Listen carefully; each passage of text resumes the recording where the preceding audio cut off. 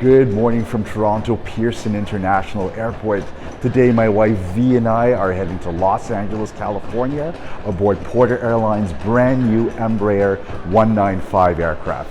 And you're coming along with us. Starting out with a fleet of Dash 8-400s in 2006, Toronto-based Porter Airlines has expanded from regional US and Canadian destinations to places as far as Los Angeles, California, all thanks to the long-range capabilities of the Embraer E195-E2, introduced to Porter in 2022. So in September of this year, Porter Airlines won an award for Best Economy Class Seat in the world, beating out Cathay Pacific and Singapore Airlines. And this was according to USA Today's Reader's Choice Awards. The question is Porter Airlines truly world-class? Well, it turns out for our flight, there's a little bit of a problem. And that problem is the flight, PD663, is overbooked. So they're looking to deny boarding for about 6 passengers. I just hope we're not going to be the lucky ones. Shortly after that, we were headed down the jet bridge towards our aircraft, thanks to 6 passengers who traded their seats for a later flight in exchange for an $800 voucher.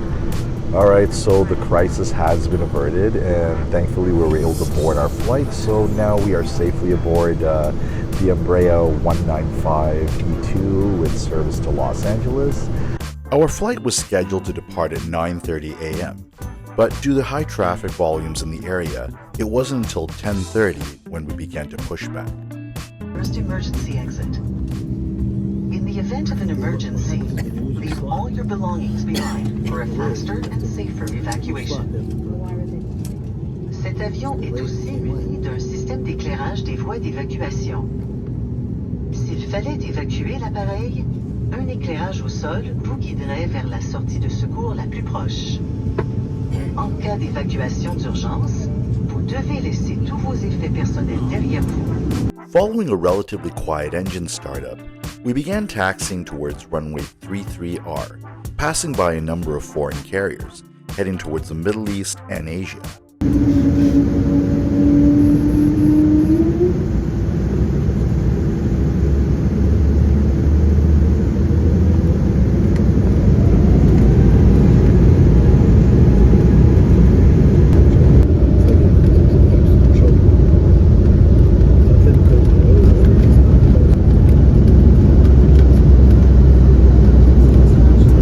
As we climb to cruising altitude, let's look at some of the features of our seat.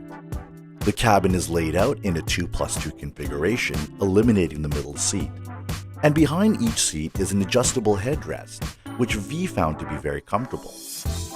And even though I'm 175 centimeters tall, I still found there to be a reasonable amount of legroom. Behind each seat is a bi-fold-down tray table. And although there are no USB ports, you can find 2 power outlets, which you'll definitely need to keep your devices charged if you want to take advantage of the free and fast complimentary Wi-Fi.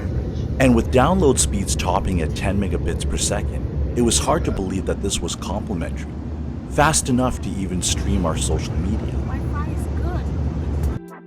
Also complimentary were a selection of snacks as well as alcoholic and non-alcoholic beverages. But feeling a bit peckish, V and I decided to opt for some breakfast, V having a cheese and ham croissant, which she found to be very tasty, and I went for something a little more savory, the crepes filled with blueberries topped with almonds and coconut. And each of these items cost just roughly $12 Canadian. And what better way to top off breakfast than with some white wine served in Porter's glassware.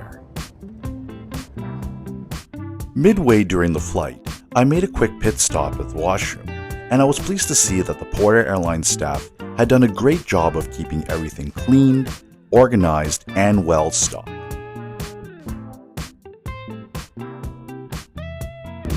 And with breakfast out of the way, it was time to sit back and enjoy the American landscape from above.